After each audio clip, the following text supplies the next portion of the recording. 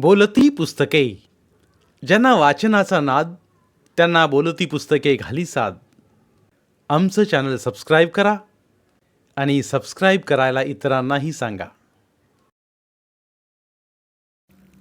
नमस्कार श्रोते मित्र हो. बोलती पुस्तके सादर करत आहे ज्येष्ठ लेखिका नीलम मानगावे लिखित कादंबरी सोन्या. प्रकरण 25. सुशिक्षित कुटुंबातून आलेला विवेक आपले. याला काहीच कमी नव्हतं. आई वडील, आर्थिक सुबत्ता, नोकर चाकर, गाडी बंगला, कशाला कुठेच कमतरता नव्हती. दृष्ट लागण्यासारखं त्याचं कुटुंब. वडील CA, आई इंजिनियर, दोघेही मिळवते. घरात पाण्यासारखा पैसा. किल्लीवरच्या गाड्यांपासून ते रिमोटवरच्या गाड्यांपर्यंतची खेळणी त्याच्याजवळ होती. महागडी कम्प्युटर खेळणीही त्याला आईबाबांनी हौसेने घेऊन दिली होती. पण विवेक यात रमला नव्हता. त्याला वडील हवे होते, आई हवी होती, त्यांचा वेळ हवा होता. पण नेमकं तेच त्याला मिळत नव्हतं. आपली कमतरता पैसे खर्च करून त्याला हवे ते देऊन ते भरून काढू पाहत होते. आणि इथेच विवेकचे कोवळे मन कोमेजत होते. राग, रुसवा, आदळ आपट, रडणं फुगणं सगळं करून त्यानं पाहिलं होतं. पण कशासाठी त्याची धुसफूस झाली हे लक्षात न घेता ते मिटवलं जायचं आणि विवेक दुःखी व्हायचा. पुन्हा नव्या युक्त्या वापरून निषेध व्यक्त करायचा. सकाळी ऑफिसला जाण्यासाठी त्याची घाई झालेली असायची आणि विवेक तूच आंघोळ घाल, तूच कपडे घाल म्हणून हट्टाला पेटायचा. मग राधाबाई, त्याचं आवरून घ्या बघू पटकन, मी नाश्ता भरवते मग त्याला. आई राधाबाईला म्हणाली की विवेक मग खुश व्हायचा. आईकडून भरवून घेण्यासाठी लवकर आटपायचा. बाहेर येईपर्यंत आई ऑफिसला गेलेली असायची. आपण त्याला भरवणार होतो हेही ती विसरून गेलेली असायची. मग विवेकचा दंगा. विचारायची सोय नाही. तो दुधाचा ग्लास फेकून द्यायचा. राधाबाईला मारून आईचा राग काढायचा. कधी उपाशी राहायचा, कधी घरातली मोडतोड करायचा. या मोडतोडीत कधी राधाबाईच्या बांगड्याही धारातीर्थी पडायच्या. संध्याकाळी सगळा पाढा त्याच्या आईसमोर वाचला की, बेटा असं करायचं नाही, शहाणा ना तू, म्हणून आई रिकामी व्हायची आणि राधाबाईला बांगड्या भरण्यासाठी 50 रुपये देऊन टाकायची. त्याच्या वडिलांना त्यांच्या सहाड्या सांगितलेलं आवडायचं नाही. त्यांना खूप राग यायचा. पण विवेकला कधी ते चुकूनही रागवत नसत. तर ते नोकर माणसांना आणि विवेकच्या आईलाच रागवत. म्हणत, एका पोराला सांभाळता येत नाही तुम्हाला, पगार कशासाठी द्यायचा तुम्हाला एवढा? पोराकडे लक्ष देता येत नसेल तर नोकरी सोडून टाका. आपल्या पत्नीलाही ते सुनवायचे. मग विवेक राहिला बाजूला. यांचे जुंपायचे. उठसूट माझ्या नोकरीवर घसरता, त्याचा काय संबंध इथं? मग कशाचा संबंध? तू घरात नसतेस, तुझं लक्ष नसतं म्हणून तो तसा वागतो. तुम्ही द्यायचं मग लक्ष. मला कुठं वेळ असतो? मला तरी कुठं असतो? तेच सांगतोय, तुझी नोकरी सोड आणि त्याच्याकडे लक्ष दे. मी का सोडू? तुम्ही सोडा. मी नोकरी सोडू? बिघडलं कुठं? दोघांनाही तेवढाच पगार आहे. शिवाय तुमच्यापेक्षा प्रमोशनचे चान्सेस मला जास्त आहेत. म्हणून काय मी चूल फुंकू? मग मीच फुंकू? तशीच बायको करायची होती मग, अडाणी चूल फुंकत बसणारी. झक मारले ना तुझ्याशी लग्न करून. झक मारायचा काय संबंध? जरा तडजोड करावी माणसानं. पुढं जाण्याला जाऊ द्यावं. कशाला? दिवे ओवाळायला? वास येतोय जळका. दिवे कसले ओवाळता? मी जळतोय? नाहीतर काय? उठसूट माझ्या नोकरीवर पाय द्यायला बघता ते. फार अक्कल पाजवू नकोस, सांगून ठेवतो. काय कराल? दाखवू? विवेकचे वडील पुढे आले आणि टीव्हीची काच खळकन फुटली. आवाजाने दोघं सावध झाले होते. विवेकने टीव्हीवर टेबलवरचा पेपरवेट मारला होता. टीव्ही समोर काचांचा ढीग पडला. दोघांच्या भांडणाचे तुकडे तुकडे झाले. राधाबाई, त्या काचा भरून घ्या आणि विवेकला बाहेर बागेत खेळायला घेऊन जा. विवेकला जोरात ओरडाविषयी वाटले. त्याला वाटले होते, आई आता टीव्हीची काच फुटल्यावर का होईना ओरडेल, बाबा रागावतील, मारतील, मग आपण जोरात रडू, मग आई समजावेल, आपल्याला कुशीत घेऊन गप्प बसवेल. पण यातले काहीच झाले नाही. काचा गोळा करून राधाबाईंनी त्याला बाहेर नेले आणि पहिल्यांदा त्याने दुसऱ्यांच्या गाडीची काच फोडली. नंतर तो तसाच वागू लागला. दुसऱ्यांच्या खिडक्यावर दगड मारू लागला, सायकली पंक्चर करून हवा सोडू लागला, दुसऱ्यांच्या गाड्यांच्या चाव्या पळवू लागला, तोडफोड करून नुकसान करू लागला आणि मग एक दिवस बाल गुन्हेगार म्हणून रिमांड होममध्ये दाखल झाला. अशीच ही शिस्तप्रिय आईवडिलांच्या शिस्तीच्या जाचातून बिघडलेली, स्वतःच्या अपंगत्वामुळे न्यूनगंड निर्माण होऊन दुसऱ्या अव्यंग मुलांना त्रास देऊ लागलेली, व्यभिचारी आईमुळे स्वतःला असुरक्षित समजून भरकटलेली मुले रिमांड होममध्ये दाखल झाली होती. रिमांड होममध्ये आल्यापासून पूर्वायुष्य विसरून नवे जीवन जगत होती. या जीवनात त्यांना घरापासून लांब आल्यामुळे घराची किंमत तर समजून येतच होती, पण आपण चुकीचं वागत होतो याची जाणीवही झाली होती. रिमांड होममध्ये पंडितराव सांगतील ते निमूट ऐकत होती. रिमांड होममधील अनाथ मुलं शाळेला गेल्यानंतर रिमांड होममध्ये शुकशुकाट पसरायचा. तशी अगदी छोटी, अजून शाळेला न जाणारी थोडी मुलं होती, पण ती जेवण झाल्यानंतर झोपायची, त्यामुळे वातावरण एकदम शांत होऊन जायचं. वाहनांच्या भाऊगर्दीतही एखाद्या कुत्र्याचं केकाटणं किंवा कावळ्याचं ओरडणं स्पष्ट ऐकू यायचं. जेवण झाल्यानंतर टाकलेल्या खरकट्यासाठी रोज येणाऱ्या पाहुण्यासारखी कावळे नेमके येऊन टपकायचे. बोळातील 2 कुत्रीही ऐटदारपणे येऊन कावळ्यांना हुसकू पाहायची, पण धीट झालेल्या कावळ्याने कुत्र्यांना भिनं सोडून दिल्यामुळे नाईलाजाने का होईना कुत्र्यांनी कावळ्याशी जमवून घेतलं होतं. शेवटी एकाच छत्रछायेखाली कुत्र्या कावळ्यांचं पोट व्यवस्थित भरत होतं. सोन्याला गंमत वाटायची की बेवारशी कुत्री भुंकताच गावातले कावळे जीव पंखावर घेऊन पळतात आणि इथं जणू जीव झाडावर ठेवून आल्यासारखे निर्धास्त कसे होतात. आश्चर्याने तो शीत टिपणाऱ्या कावळ्यांकडे पाहत बसायचा. त्यात एक लहान पिल्लू होतं. त्या पिल्लाच्या तोंडात त्याची आई भरवायची, तेव्हा सोन्या वेड्यासारखा पाहत बसायचा. त्याला प्रश्न पडायचा की पिल्लू कावळ्यापेक्षा मोठं कसं काय दिसतं आणि एवढं मोठं असूनही, उडता येत असूनही त्याला भरवावं का लागतं. पिलाची गंमत पाहावी म्हणून तो पिलासमोर भात वगैरे फेकायचा, पण समोर पडलेला भातही ते पिल्लू आपल्या चोचीनं खायचं नाही, तर त्याची आई येईपर्यंत वाट बघत बसायचं आणि आईनं चोच उघडताच आपणही चोच उघडायचं. कावळ्यांचं जेवण होईपर्यंत सोन्या तिथंच भिंतीला टेकून असलेल्या झाडावर बसायचा. ते गायत्री काकू आणि पंडितरावाने बोलावल्यावरच उठायचा. काय रे, काय पाहतोस रोज एवढं? काही नाही, सोन्या म्हणतात. पंडितराव म्हणायचे, मला माहीत आहे तू काय पाहतोस ते. कावळ्याचं त्याच्या पिलाला भरवणं पाहतोस ना, होय ना? होय. मग तुला कसं तरी वाटतं, घरची आठवण येते खरं? सोन्याच्या चेहऱ्यावर आश्चर्याचं तळ साठलेलं. तुम्हाला कसं काय माहीत? कारण मलाही तसंच वाटतं. माझंही बालपण मला आठवतं आणि घास भरवणाऱ्या आईची मूर्ती समोर येताच मला देव भेटल्यासारखा आनंद होतो. म्हणजे हे बघ, मी 10 वर्षांचा असताना माझी आई वारली, पण तिच्या आठवणी अजून माझ्यासोबत आहेत आणि त्या मी असेपर्यंत असणारही आहेत. आता मला सांग, तुझ्या आईच्या आठवणीही तुझ्या मनात आहेत की नाहीत? आहेत. मग त्या आठवणी जपायला हव्यात की नकोत? हव्यात.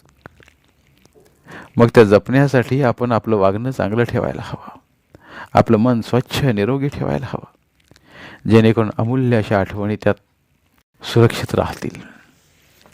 समजतंय का? समजतंय का मी काय म्हणतो ते? समजतंय. तुम्ही सांगा पुढे. तर चांगल्या गोष्टी जपण्यासाठी चांगलं मन हवं आणि चांगल्या मनासाठी आपलं वागणं चांगलं हवं, होय ना? होय. मग चांगलं वागण्यासाठी काय करायला हवं? ऑफिसमधल्या बोर्डवर लिहिले तसं खरं बोलायला हवं, प्राणीमात्रावर दया करायला हवी, गोड बोलायला हवं, द्वेष सोडायला हवा. आणि त्यासाठी काय, मनाला आवडीचं काम लावायला हवं, मनाला गुंतवायला हवं. म्हणजे सर आलेले आहेत, तेच सांगतोय. सर येऊन वर्गात बसलेत आणि तू इथं खरकट बघत बसलायस. चल बघू आत, सर वाट बघतायत तुझी. सोन्या वरमला. चुकलं काका म्हणून वर्गात गेला. वर्गात 8-10 मुलं बसली होती. आपापलं काम मन लावून करत होती. रिमांड होममध्ये पूर्वी अशी पद्धत नव्हती, पण पंडितराव आल्यापासून मुलांच्या उपजत गुणांना वाव देण्यासाठी त्याने आवडीच्या कामात वेळ घालवता यावा यासाठी, आणि मुख्य म्हणजे अंगातली ओसंडून वाहणारी स्फूर्ती जी नको त्या गोष्टी करायला लावते, तिला योग्य दिशेने वळवण्यासाठी त्यांनी या नव्या वर्गाची स्थापना केली होती. इथं मुलांना वेगवेगळ्या गोष्टी शिकवल्या जात. खडू तयार करणे, चपला बनवणे, लाकडी खेळणी तयार करणे, फिरत्या चाकावर छोटी छोटी मडकी तयार करणे, पोस्टर्स तयार करणे, सुतापासून पायपुसणी बनवणे वगैरे सारख्या अनेक गोष्टी शिकवल्या जात. मुलं अगदी एखादा खेळ खेळल्यासारखी तन्मयतेने काम करीत. नवनिर्मितीचा आनंद त्यांना नवे बळ मिळवून देई. मुलांनी तयार केलेल्या वस्तूंचे एक छोटे संग्रहालय तयार केले होते. ते संग्रहालय पाहून आलेले वरिष्ठ अधिकारीही खुश होऊन जात. एखादी भेट वस्तूही त्यांना त्यातली दिली जाई. मारुती सुतारचे पालक सुतारकीचा व्यवसायच करत असल्यामुळे छन्नी, कुऱ्हाड, करवत वगैरे वस्तू हाताळण्याची त्याला सवयच होती. त्यामुळे लाकडी खेळणी तयार करण्यात तो अल्पावधीतच तयार झाला. किशोर चित्र छान काढायचा, पण त्याच्या खिशात नेहमी एक छोट्या मुलीचं चित्र असायचं. कधी ती मुलगी भीक मागत असल्याचं तो दाखवायचा, कधी दोरीवरच्या उड्या मारत असल्याचं दाखवायचा, तर कधी भावाला राखी बांधत असल्याचं दाखवायचा. आणि तासन तास त्या चित्राकडे डोळे फाडून पाहत बसायचा. आपल्याशीच हसायचा, तर कधी मूक अश्रू ढळायचा. विवेक आपला नेहमी हिरोगिरी करायचा. आपलंच सगळ्यांनी ऐकावं असा त्याचा आग्रह असायचा. तो किशोरला म्हणायचा की सारखी पोरीची काय चित्र काढतोस, जरा हाणामारीचं चित्र काढ, गाडीच्या काचा फोडल्याचे दाखव, गल्लीतली मारामारी दाखव, त्यापेक्षा अक्षय कुमारची फायटिंगच दाखव, मजा येईल बघायला. मारुतीला सांगायचा, हॉकीची स्टिक तयार कर, मारामारी छान करता येते त्यांना. त्याचं ऐकून देशपांडे सर म्हणायचे, विवेक, हॉकी स्टिकने मारामारी चांगली करता येते हे खरं, पण तीच काठी एखाद्या वृद्धाच्या अगर आंधळ्याच्या हाताशी दिली तर त्याला त्या स्टिकच्या आधाराने तोलही सांभाळता येईल, रस्ता पार करता येईल ना, आणि जगण्याला दिशा मिळेल. हॉकी स्टिकचा हा उपयोग त्याच्या लक्षातच आलेला नसायचा. त्यामुळे सरांच्या बोलण्यानं तो विचारात पडायचा आणि तीच संधी साधून पुढं सर म्हणायचे की, अरे, प्रत्येक गोष्टीचे वेगवेगळे उपयोग करून घेता येतात, मात्र उपयोग करताना ते चांगल्यासाठी करायचे की वाईटासाठी करायचे हे आपण ठरवायचे आहे. आता बघ, मेणबत्त्यांना तू किती वेगवेगळे आणि सुंदर आकार दिलेस. सांगशील का हे असे वेगवेगळे आकार तू कशासाठी दिलेस? ते कशासाठी म्हणजे चांगले दिसण्यासाठी. चांगले दिसल्यावर काय होते, आपल्याला आनंद मिळतो. आणि समज या मेणबत्तीचा आकार जर आकारहीन एखाद्या दगडासारखा केला तर, किंवा ते तोडून फोडून टाकले तर तर तर नाही ना सांगता येत. अरे, आकारहीन मेणबत्ती तयार केलीस तर ती चांगली दिसणार नाही, आणि चांगली दिसल्याशिवाय लोकांना ती हवीशीही वाटणार नाही. आणि समज ती तोडून फोडून टाकलीस तर त्याचा उपयोगच राहणार नाही. तुला माहीतच आहे, उपयोग नसलेल्या वस्तूंचं काय करतात ते? हो, त्या फेकून देतात. हा, मग उपयोग न करता फेकून देण्यापेक्षा त्या उपयोगी केल्या तर त्या सगळ्यांना आवडतील. मग सांग, वस्तू जर आवडण्यासारख्या बनवायच्या तर माणसांना का दुसऱ्यांना आवडण्यासारखं बनवायचं नाही? म्हणजे हेच की आपलं वागणं, बोलणं, चालणं हे तू तयार केलेल्या मेणबत्तीसारखं सुंदर तर असावंच, शिवाय ते दुसऱ्यांच्या उपयोगीही पडावं, म्हणजेच ते सगळ्यांना हवंसं वाटेल. समजलं ना? समजलं सर. मी आता मारुतीला देवारा बनवायला सांगेन, किशोरला उडणाऱ्या पक्ष्यांचं चित्र काढायला सांगेन, पिंटूला झाडं लावायला, कुंड्या बनवायला सांगेन मी. मेणबत्तीच्या द्रावात सुगंधी पदार्थ घालून घमघमणारी मेणबत्ती तयार करेन की जी जळताना सुद्धा सुगंध निर्माण करून लोकांना आनंदानं जगायला शिकवेल. वाह वाह, शाबास. अरे हेच शिकायचं आहे रिमांड होममध्ये. भाषेवर प्रभुत्व आणि बोलण्यात गोडवा असले देशपांडे सर हळूहळू मुलांना बोलते करून त्यांच्याकडून त्यांच्या मनाचे परिवर्तन घडवून आणत. मुलांना समजायचेच नाही की आपला हेकेखोरपणा सोडून आपण केव्हा सरांच्या हाला हा करून स्वतःसारखे सरळ झालो आहोत. देशपांडे सरांना कधी मुलांना शिक्षाही करावी लागली नाही. बोलण्यातूनच ते मुलांना सरळ करायचे. एकदा विवेकचे आणि मारुतीचे भांडण झाले. भांडण तरी कशासाठी? मारुतीने तयार केलेला भोवरा विवेकला फिरवता येत नव्हता. तेव्हा नेहमी अरेरावी करणाऱ्या विवेकला मारुती म्हणाला की दगड मारून काचा फोडण्या एवढे काय भोवरा फिरवणे सोपे आहे? झाले. विवेकचे डोळे फिरले आणि किरकोळ शरीराच्या मारुतीला त्याने बदलून काढले आणि मारुतीच्या बाजूने किशोर, पिंटू, सोन्या वगैरे साऱ्याने मिळून विवेकला बदलले. देशपांडे सरांना सगळी हकीकत समजता देशपांडे सर मुलांना म्हणाले की चला आजचा तास आपण मारामारीचा घेऊ, बघू तरी कोण पठाईत आहे. मुलं गप्प बसली तसे. अरे करा ना मारामारी, रागाने नाही तर मी सरळ सांगतोय तुम्हाला. करा. चला करा बघू सुरुवात. मुलांच्या माना खाली गेल्या. तुम्हाला माहिती आहे काय की जगात कशा वाटेल त्याच्या स्पर्धा लावल्या जातात. अगदी भांडणाच्या, हसण्याच्या, रडण्याच्या, शिव्या देण्याच्या, इतकंच काय गुदगुल्या करण्याच्या सुद्धा स्पर्धा लागतात. मग आपण मारामारीच्या लावल्या तर बिघडलं कुठं? एकही मुलगा जागा सोडून आले ना. अरे ऐकायला येत नाही का? सर ओरडतात. सर चुकलं, माफ करा. सोन्या म्हणाला होय सर, खरंच चुकलं, पुन्हा आम्ही असं म्हणणार नाही. सरांनी न रागावता सगळ्यांनी हार मानली तसे सरांनी आपले बोलगाणे चालू केले. विवेक, न येणारी गोष्ट हट्टाने शिकायला हवी, त्यासाठी रागवायचं कशाला? आण पावतो भोवरा इकडे.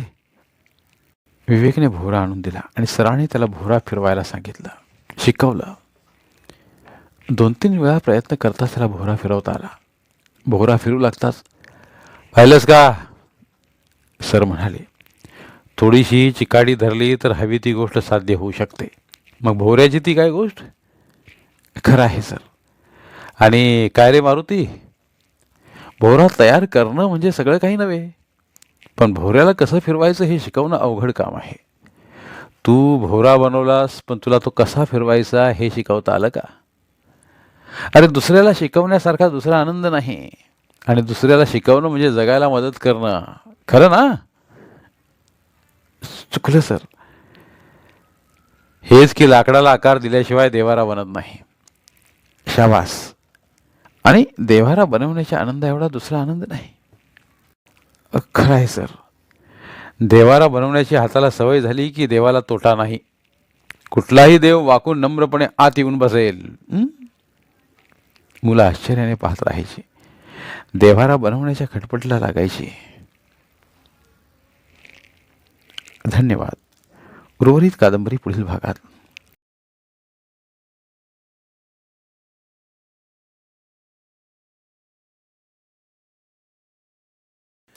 धन्यवाद. प्रिय श्रोते मित्र हो, आपल्यासाठी एक आवाहन. आमच्या चॅनलच्या प्लेलिस्ट विभागात तुमच्यासाठी शेकडो कादंबऱ्यांचे ऑडिओ बुक्स उपलब्ध आहेत. तिथे प्रत्येक कादंबरीचे सर्व भाग एकत्रित मिळतील. त्यामुळे सध्या सुरू असलेल्या क्रमशः कादंबरीच्या पुढील भागासाठी वाट पाहण्याची गरज नाही. तुमच्या वेळेनुसार तुम्ही संपूर्ण कादंबरी सलगपणे ऐकू शकतात आणि साहित्याचा आस्वाद घेऊ शकता. कृपया आमच्या चॅनलच्या होमपेजवर जाऊन प्लेलिस्ट चेक करा आणि तुमची आवडती कादंबरी निवडा. धन्यवाद.